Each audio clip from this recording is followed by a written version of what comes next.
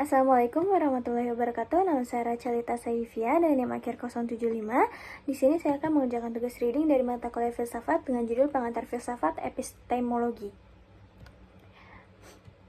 Pada bagian 3, sumber pengetahuan rasionalisme, empirisisme, dan sintesis Kantian oleh K.E. Sanggita. Pengantar, kita semua memiliki banyak hal yang terjadi dalam pikiran kita seperti keyakinan, hasrat, harapan, mimpi, gambar imajiner, pengetahuan, cinta, dan benci untuk menyebutkan beberapa. Pernahkah Anda mempertimbangkan sumbernya? Bagaimana semua itu bisa menjadi bagian dari proses berpikir? Bagaimana semua itu menjadi ide dalam pikiran kita? Beberapa filsuf mengaitkan sumber ide kita dengan indera, termasuk indera batin seperti emosi dan 5 indera luar, penglihatan, penciuman, pendengaran, pengencapan, dan sentuhan. Kita mungkin merasakan dunia secara langsung atau tidak langsung melalui pikiran orang lain. Beberapa filsuf bahkan mengklaim bahwa semua ide kita harus berasal dari indera kita. Klaim ini menyatakan bahwa masing-masing dari kita dilahirkan dengan pikiran yang seperti tabula rasa, dalam bahasa Latin untuk batu tulis kosong atau kertas kosong, yang di atasnya tidak ada apapun yang tertulis dan kita dapat mengisinya melalui pengalaman saat kita terpapar oleh dunia. Pengetahuan yang bergantung pada pengalaman atau yang muncul setelah pengalaman disebut a posteriori atau bahasa Latin untuk dari yang terakhir. Karena pengetahuan a posteriori bersifat empiris atau berdasarkan pengamatan atau pengalaman, maka pandangan ini disebut empirisisme. Yang berlawanan dengan empirisisme adalah rasionalisme, pandangan bahwa akal adalah sumber utama pengetahuan. Rasionalis mempromosikan pengetahuan matematis atau logis sebagai contoh paradigma.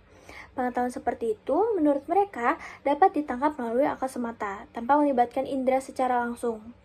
Mereka berpendapat bahwa pengetahuan diakses melalui penalaran bersifat abadi, yaitu ia ada dan tidak berubah sepanjang masa lalu, sekarang, dan masa depan. Misalnya, 2 tambah 3 tetap 5. Kaum rasionalis terkesan dengan kepastian dan kejelasan pengetahuan yang diberikan oleh penalaran, dan mereka berpendapat bahwa metode ini juga harus diterapkan untuk memperoleh pengetahuan tentang dunia. Bukti indera harus sesuai dengan kebenaran akal, tetapi bukti indera itu bukan prasyarat untuk memperoleh kebenaran. Pengetahuan yang tidak bergantung pada atau mendahului pengamatan dan pengalaman disebut a priori, bahasa Latin untuk dari yang pertama. Rasionalis berpendapat bahwa akal adalah dasar dari pengetahuan a priori, tetapi dari mana kita pada akhirnya mendapatkan ide-ide yang menjadi dasar akal jika bukan dari pengalaman atau pengamalan. Rasionalis cenderung menyukai innatisme, keyakinan bahwa kita dilahirkan dengan ide-ide tertentu yang sudah ada dalam pikiran kita. Artinya, ide itu merupakan bawaan dalam diri kita. Di antara contoh-contohnya adalah prinsip matematika atau logika, pemahaman moral, dan konsep Tuhan. Meskipun kaum innatis mengklaim bahwa ide-ide seperti itu ada dalam diri kita sejak lahir, ini tidak menjamin kesadaran langsung kita akan kehadirannya. Akal adalah fakultas yang memungkinkan kita untuk menyadari atau mengaksesnya.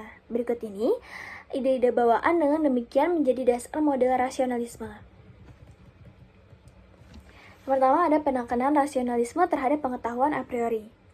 Filsuf Prancis René Descartes pada tahun 1596 sampai 1650 dan filsuf Jerman Gottfried Wilhelm Leibniz pada tahun 1646 sampai 1716, dua pemikir rasionalis yang penting, mendukung keberadaan ide-ide bawaan dan realisasinya melalui akal. Mereka berpendapat bahwa kebenaran yang diungkapkan oleh ide-ide semacam itu bersifat abadi, niscaya, dan universal. Bagi Descartes, ada berbagai cara yang melaluinya kita peroleh pengetahuan. Beberapa ide bersifat bawaan, beberapa bersumber dari luar, dan beberapa yang lain dibuat oleh kita. Descartes memberikan contoh gagasan tentang Tuhan sebagai ide bawaan dalam diri kita, serta gagasan tentang keberadaan seseorang pada tahun 1641-1985 meditasi ketiga. Menurut Descartes, ide-ide bawaan seperti kebenaran, geometri, dan hukum logika diketahui melalui akal terlepas dari pengalaman. Karena pengalaman hanya memberi kita contoh-contoh tertentu yang darinya pikiran menemukan ide-ide universal yang terkandung di dalamnya. Oleh karenanya, ide-ide itu bersifat a priori. Ide-ide bawaan Descartes telah dibandingkan dengan informasi yang tersimpan dalam sebuah buku.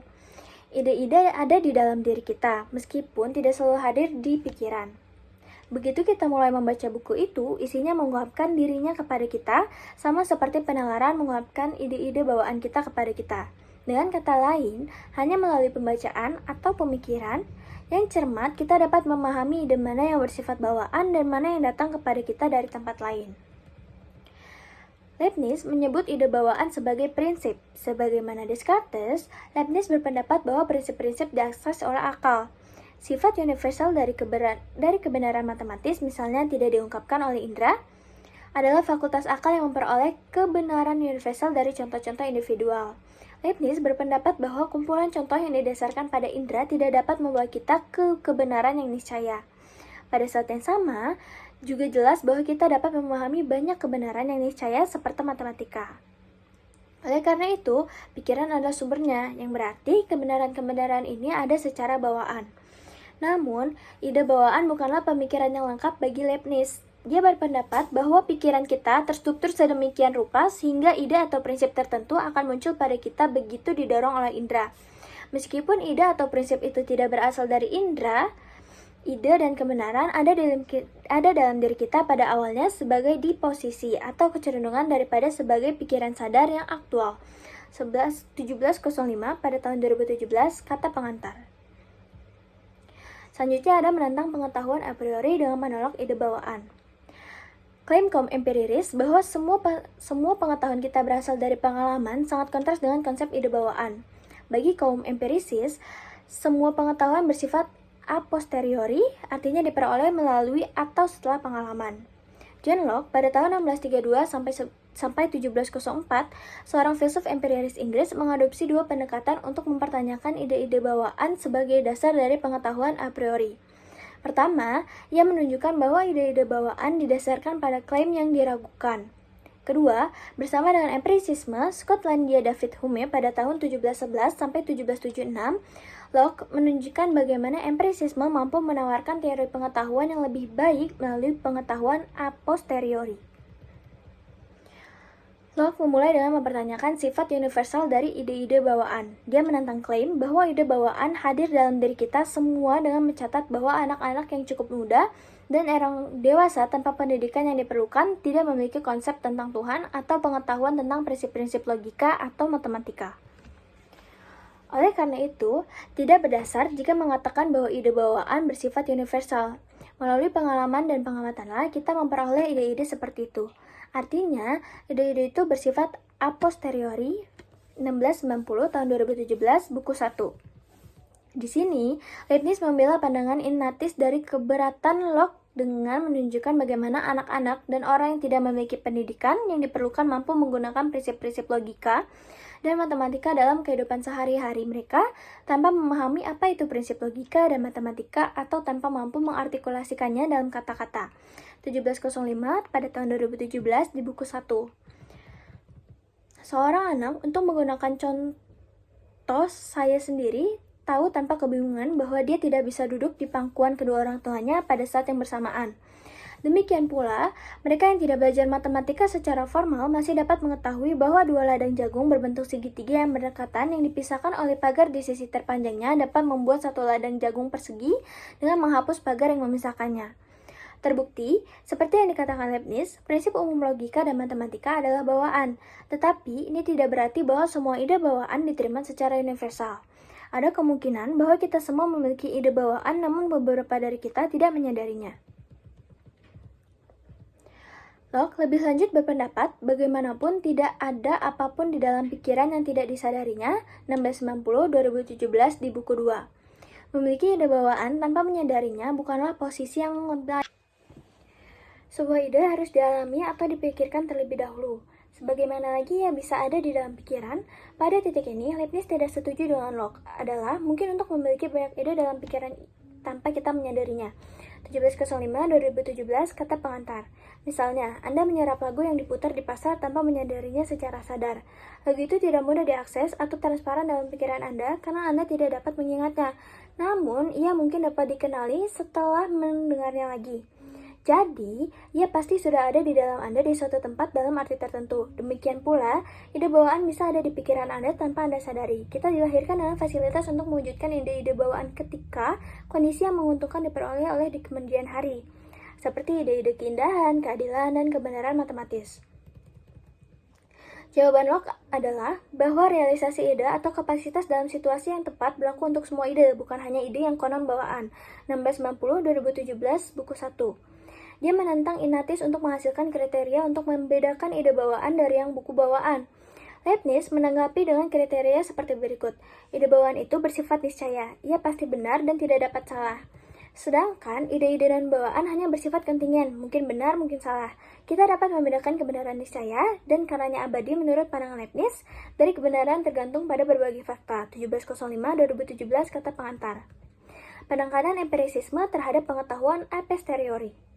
Locke mengklaim untuk menunjukkan bagaimana pikiran yang seperti tabula rasa saat lahir memperoleh pengetahuan. Bagi para empirisis, pengalaman semata melengkapi pikiran kita dengan ide-ide sederhana yang merupakan elemen dasar pengetahuan. Setelah ditunjukkan bahwa semua ide dapat berasal dari pengalaman, akan berlebihan untuk menambahkan ide bawaan. Jadi, apakah pengetahuan a posteriori membuat kita menolak pengetahuan a priori? Mari kita cari tahu. Bagi Locke, pengetahuan berdasarkan pengalaman itu mudah dipahami. Dia meminta kita untuk menanggap bahwa kita memiliki ide bawaan tentang warna dan bahwa kita juga dapat melihat warna dengan mata kita. Dalam hal ini, karena kita tidak perlu bergantung pada keduanya, maka kita cukup mengandalkan indera kita, karena lebih mudah dan sederhana untuk memahami pengetahuan yang diperoleh dari pengalaman indera daripada pengetahuan yang berasal dari beberapa sumber yang tidak kita sadari. 1690-2017, buku 1, bab 2, paragraf 1.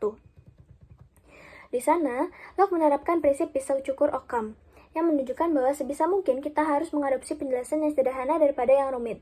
Penjelasan sederhana memiliki kelebihan berupa kurang rentan terhadap kesalahan dan lebih ramah terhadap pengujian daripada penjelasan yang rumit yang tidak menambah nilai penjelasan. Pertanyaan berikutnya adalah, apakah pengetahuan a posteriori saja memberi kita pengetahuan yang memadai tentang dunia? Mari kita ambil contoh mengalami dan dengan demikian mengetahui bunga seperti mawar. Saat kita mengalami mawar, warna, tekstur, dan aromanya yang khas adalah ide-ide yang melaluinya kita menjadi sadar dan akan objeknya. Tetapi, kita tidak mengalami atau merasakan bunga mawar, kita masih bisa memikirkannya. Kita juga dapat mengenalinya saat berikutnya kita melihat bunga tersebut dan mempertahankan keyakinan bahwa bunga itu berbau manis, indah untuk dilihat, dan lembut untuk disentuh. Ini menunjukkan bahwa selain penginderaan, kemampuan untuk membuat konsep tentang objek yang kita temui sangat penting untuk mengetahui dunia. Pengalaman juga memungkinkan kita membayangkan apa yang tidak kita alami secara langsung, seperti Putri Duyung, 1690-2017, buku 3, bab 3, paragraf 19. Imajinasi semacam itu dimungkinkan karena kita telah mengalami secara langsung bagian-bagian berbeda dari objek imajiner ini secara terpisah. Menggabungkan pengalaman-pengalaman ini dalam pikiran dengan cara yang teratur menghasilkan objek yang dibayangkan. 1690-2017, buku 2, bab 3, paragraf 5. Seandainya kita belum pernah mengalami dan dengan demikian belum pernah membentuk konsep ikan dan wanita secara terpisah sebelumnya, kita tidak akan dapat membayangkan Putri Duyung saat ini. Pertimbangan ini mengarahkan Locke untuk mengategorikan semua pengalaman indera kita ke dalam ide sederhana dan ide kompleks. Ide sederhana adalah ide dasar dan tak terpisahkan seperti ide warna merah. Ide kompleks dibentuk oleh pikiran baik dari lebih dari satu ide sederhana atau dari kesan kompleks. 1690-2017, buku 2, bab 2, dan paragraf 12. Ide-ide kompleks dapat dibagi karena mereka memiliki bagian-bagian. Contohnya termasuk jalan emas, tentara, dan alam semesta. Ide atau konsep saya tentang suatu objek, entah sederhana atau kompleks, pada akhirnya dapat ditelusuri kembali ke kesan indah yang terkait. Hume, filsuf empirisis penting lainnya, menulis tentang ide sebagai salinan dari kesan. Kesan itu gambang dan hidup memungkinkan kesan batin termasuk kecemburuan, kemarahan, dan sebagainya. Ide adalah salinan mental atas kesan ke dalam atau keluar yang menjadikannya samar atau lemah. Coba bandingkan pengalaman persepsi dengan mengingatnya dari ingatan. 1748-2017 bagian 1 dan 2. Hume berpendapat bahwa saat kita tidak ada kesan, tidak akan ada ide. Seorang buta tidak dapat memiliki ide tentang warna menurut Hume. Seorang tidak dapat dilahirkan dengan ide-ide yang tidak berasal dari kesan apapun. Jadi, tidak ada bawaan bagi Hume. Namun, dia setuju bahwa kecenderungan kita untuk menghindari rasa sakit atau untuk mencari banyak kesenangan dan keinginan kita itu bersifat bawaan. Di sini saya berpendapat bahwa bahkan kecenderungan-kecenderungan ini didasarkan pada kesan indrawi kita dan ide-ide terkait yang kita bentuk dari kesan itu. Kecenderungan mental untuk berulang kali mencari kesenangan atau menghindari rasa sakit datang kepada kita hanya setelah kejadian pertama terpapar salah satu sensasi itu. Berbeda dengan bagi Descartes, bahkan ide tentang Tuhan termasuk pengetahuan a posteriori bagi Hume. Karena tidak seorang pun dari kita yang mengalami Tuhan secara langsung. Menurut Hume, tidak ada kesan tentang Tuhan yang tersedia bagi kita untuk membentuk ide yang sesuai. Dalam pandangan Hume, imajinasi kita membentuk ide ini dengan memperluas pengalaman kita tentang kualitas yang baik dimiliki oleh orang-orang di sekitar kita. 1748, 2017, bagian 1 dan 11. Mengingat bahwa bahkan ide tentang Tuhan dapat diturunkan dari kesan-kesan indrawi, ini memberikan dukungan lebih lanjut pada klaim empirisis bahwa semua ide kita bersifat a posteriori. Oleh karena itu, menurut Hume, klaim rasionalis tentang keberadaan ide-ide bawaan dan pengetahuan a priori itu keliru. Kekurangan teori tabula rasa. Kelemahan teori tabula rasa kaum empirisis dapat terungkap jika kita dapat menunjukkan bahwa tidak semua ide kita berasal dari kesan yang terkait. Namun, ini tidak berarti kita harus kembali ke teori rasionalis tentang ide bawaan, seperti yang akan kita lihat rencana dalam menjalani alternatif ketiga. Kehadiran konsep-konsep umum dalam pikiran kita menunjukkan bahwa kita tidak selalu ada hubungan satu antara ide dan kesan ide yang terkait. Misalnya, kita melihat berbagai contoh warna biru di sekitar kita, dan dari contoh ini membentuk konsep umum tentang biru. Konsep umum ini tidak disalin dari warna biru. Kita juga memiliki konsep abstrak seperti keadilan, kebaikan, dan keberanian yang tidak dapat dilacak kesan indrawi yang terkait. Dalam kasus seperti itu, kita akan mengalami tindakan atau contoh keadilan, kebaikan, dan keberanian yang berbeda. Tetapi, jika konsep-konsep abstrak ini disalin dari kesan tertentu, maka hanya contoh-contoh ini dan bukan konsep itu sendiri yang akan ada dalam pikiran kita. Oleh karenanya, konsep itu dibentuk atau dipahami daripada disalin. Demikian pula, konsep-konsep relasional seperti di atas, di antara, sama, dan sejenisnya diwujudkannya bukan dengan menyalin kesan-kesan yang terlibat. Faktanya, tidak ada kesan sama sekali yang terkait dengan konsep relasional ini.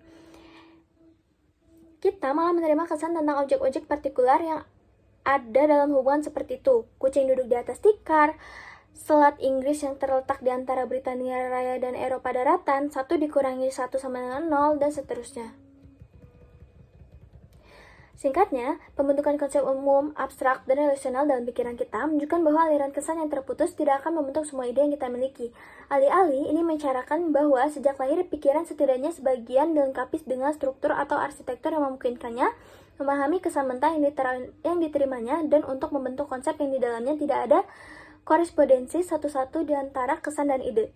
Ini menentang keaslian tabula rasa. Ini membawa kita ke tahap perlu menemukan alternatif ketiga yang sangat diperlukan, yang dapat memfasilitasi pengetahuan yang lebih lengkap tentang dunia. Ini memerlukan perselingan antara a priori dan a posteriori atau rekonsiliasi keduanya. Kombinasi konsep dan objek persepsi. Kesegeraan dan sifat langsung sensasi, kesan, dan persepsi membuatnya pasti. Mari kita secara singkat membongkar ide ini. Pertimbangkan apakah kita bisa salah tentang sensasi kita. Secara umum dianggap bahwa sementara kita bisa salah tentang seperti apa dunia ini, kita tidak bisa salah tentang fakta bahwa kita memiliki sensasi tertentu. Bahkan jika Anda sedang bermimpi detik ini dan tidak ada buku nyata di depan mata Anda tidak dapat menyangkal bahwa Anda mengalami sensasi tertentu yang menyerupai halaman putih dan font hitam dalam bentuk kata-kata. Oleh katanya, sensasi kita itu pasti dan kita tidak dapat meragukan bahwa ia ada. Namun, ada memungkinkan bahwa terkadang kita tidak yakin bagaimana mengkarakterisasi sensasi tertentu. Misalnya, Anda mungkin melihat mobil yang mencolok dan tidak yakin apakah warnanya hijau, metalik, atau abu-abu. Jadi, Anda mungkin mengalami kebingungan dalam menggambarkan sensasi Anda, tetapi itu tidak mempengaruhi kepastian dan ketidakraguan sensasi itu sendiri tentang apa yang ada di sini dan saat ini untuk Anda. Filsuf Jerman Immanuel Kant 1724-1804 berpendapat bahwa agar persepsi kita masuk akal bagi kita, persepsi itu harus diterima ke dalam konsep yang ada di dalam pikiran kita. Struktur pemahaman ini memungkinkan pemikiran kita memproses kesan yang kita alami. Kecuali berbagai sensasi mentah yang kita terima dari pengalaman diklasifikasikan ke dalam kategori pemahaman yang berbeda, kita tidak dapat memahaminya. Misalnya, pikiran harus memiliki kemampuan untuk setidaknya mengalami apakah dua sensasi itu serupa atau berbeda. Tanpa kemampuan ini, kita tidak dapat memahami pengalaman. Atau pertimbangkan bahwa kita juga melihat bahwa objek berada dalam ruang dan waktu, berada dalam hubungan sebab akibat, dan termasuk dalam kategori persatuan pluralitas, afirmasi negasi, partikular universal, dan sejenisnya. Di sini, sekali lagi kita tidak mampu memahami pengalaman apapun yang tidak diproses melalui kategori-kategori ini. Kami berpendapat, oleh karena itu ruang, waktu, sebab akibat, kuantitas, kualitas, dan sejenisnya dipresentasikan kepada kita dalam struktur atau konsep bawaan yang sesuai dengan penggiliran kita sebelum pengalaman.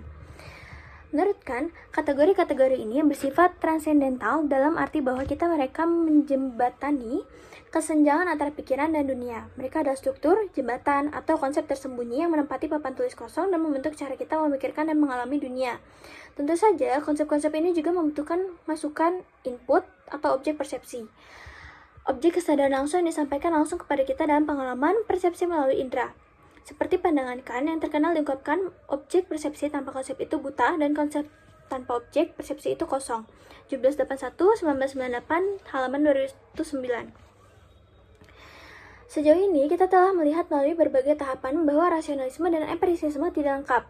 Idealisme transendental Kant, demikian pandangannya disebut, mencapai keseimbangan, mendamaikan kedua aliran tersebut. Dia menggabungkan masukan sensorik dan konsep bawaan menjadi satu kesatuan tentang bagaimana kita memahami dunia. Sebelum kita mengakhiri bab dengan langkah terakhir dalam pendekatan Kant, mari kita kembali ke Descartes dan Hume sekali lagi, dua filsuf yang paling mempengaruhi Kant. Pengetahuan sintetik a priori. Descartes berpikir bahwa akal saja dapat memberikan kepastian bagi semua pengetahuan manusia. Intuisi dan deduksi adalah alat melalui fakultas akal beroperasi. Intuisi adalah kapasitas untuk melihat ke dalam dan memahami objek intelektual dan kebenaran dasar. Sebagai seorang geometri, Descartes berpikir bahwa deduksi, jenis penelaran yang kebenaran kesimpulannya dijamin oleh kebenaran premisnya, harus digunakan untuk memperoleh pengetahuan tentang dunia. Dimulai dengan masukan ide-ide yang jelas dan terpilah-pilah, karena intuisi dipisahkan dari bukti indrawi. Kebenaran yang terbentang dapat diketahui secara a priori. Hasilnya adalah bahwa pengetahuan substansial tentang dunia dapat diperoleh secara a priori 1701 pada tahun 1985. Menurut Hume, ada dua cara yang di dalamnya penalaran bertujuan untuk mendapatkan pengetahuan tentang dunia, melalui hubungan ide-ide dan melalui materi fakta. 1748-2017 bagian 4. Hume berpikir bahwa metode deduksi membangun hubungan di antara ide-ide yang telah kita peroleh melalui pengalaman. Misalnya, seorang ibu adalah orang tua wanita. Hubungan ide ini adalah jenis kebenaran kita temukan dalam logika dan matematika. Misalnya, proporsi bahwa lingkungan itu bulat. Mereka itu benar menurut definisinya. Kebenaran seperti itu bersifat niscaya atau pasti, penyangkalan atasnya mengarah pada kontradiksi. Mereka juga dikenal secara a priori karena mereka tidak bergantung pada bagaimana dunia ini ada. Karena alasan ini, hubungan ide dan deduksi tidak menghasilkan pengetahuan baru yang substantif tentang dunia. Pengetahuan yang mereka berikan sudah dipahami oleh kita, seperti yang ditunjukkan oleh contoh di atas. Bahkan jika pemahaman kita hanya tersirat dalam premis-premis argumen deduktif, yang kesimpulannya membuat eksplisit. Materi fakta bagi Hume didasarkan pada pengamatan dan pengalaman. Beberapa di antaranya adalah generalisasi yang diperoleh dengan induksi atas contoh-contoh tertentu. Kebenaran deduktif tidak pasti. Ia paling mentok hanya mungkin karena ia bergantung pada bagaimana dunia ini ada. Misalnya, sejauh ini kita memiliki pengalaman tentang panas dari api, tetapi kita tidak dapat memastikan bahwa ini juga akan terjadi esok. Mungkin kita tiba-tiba akan merasakan sisi lain seperti dingin dari api. Kita berharap bahwa masa depan akan menyerupai masa lalu, tapi kita tidak dapat memastikannya. Materi fakta memberi kita kebenaran a posteriori yang secara kontingen besar, penyangkalan atasnya dapat dipahami tanpa kontradiksi. Karena materi fakta tidak benar menurut definisi, ia menambahkan informasi baru yang substantif ke pengetahuan kita yang telah ada, tidak seperti hubungan ide-ide 1748-2017 bagian 4. Sebagai seorang rasionalis, pada awalnya Kant dipengaruhi oleh bagian pengetahuan dibuat oleh Hume ini. Hanya kombinasi akal dan pengalaman yang dapat memberi kita pengetahuan yang memadai menurut Kant. Dia mulai dengan memberikan penjelasan tentang hubungan ide yang dia sebut sebagai kebenaran analitik. Dalam kalimat yang menyatakan kebenaran analitik, predikat sudah terkandung di dalam atau merupakan arti dari subjek. Misalnya pada kalimat lingkaran itu bulat, predikat bulat sudah terdapat pada subjek lingkaran. Contoh lainnya yang lumrah dalam kalimat bujangan ada pria yang belum menikah, predikat pria yang belum menikah adalah arti dari subjek bujangan. Kita tidak dapat menyangkal kebenaran seperti itu tanpa kontradiksi. Kalimat seperti itu selalu benar. Yang berarti bahwa ia benar terlepas dari bagaimana dunia ini ada. Karena tidak perlu memeriksa dunia untuk mengetahui apakah ia benar. Kebenaran analitik dapat diketahui secara a priori. 1781, 1998, 146, 157. Kant mengistilahkan materi fakta dengan kebenaran sintetik. Predikat tidak terkandung di dalam subjek dan juga bukan arti dari subjek.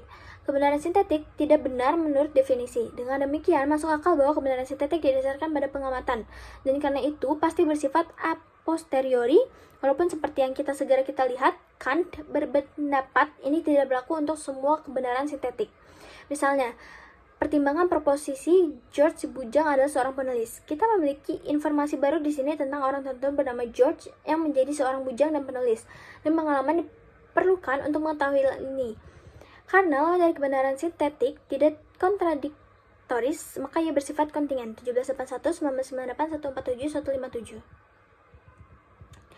Kant berpendapat bahwa kebenaran sintetik yang mampu memberikan informasi baru yang substantif tentang dunia. Namun, meskipun demikian, pengalaman indrawi tidak secara pasif memasuki pikiran kita, tetapi sesuai dengan struktur mental bahwa kita untuk memfasilitasi pengetahuan.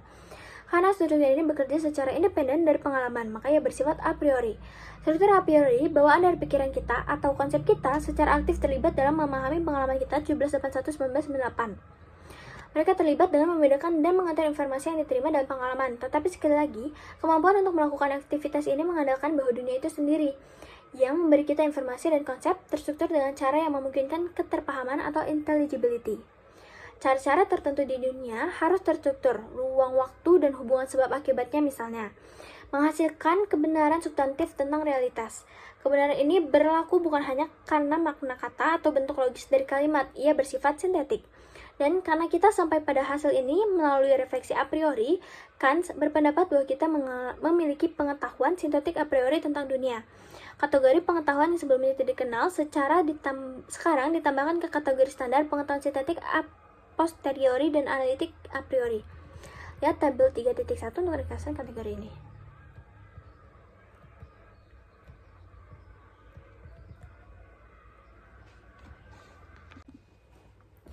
Masih ada pertanyaan tentang bagaimana konsep kita membedakan dan mengatur informasi yang diterima dari indera. Tujuan ini dicapai melalui tindakan sintesis. Yang Kant maksud sebagai sintesis adalah tindakan menempatkan representasi yang berbeda elemen kognisi bersama-sama dan menangkap apa yang bermacam-macam di dalamnya dalam satu kognisi. 1781, 1998 ke 77. Kant menjelaskan 3 jenis sintesis. Proses dimulai dengan sintesis pemahaman dan persepsi, melewati sintesis reproduksi dalam imajinasi, dan berakhir dengan sintesis pengenalan dalam sebuah konsep. 1781 tahun 1998, 228-34.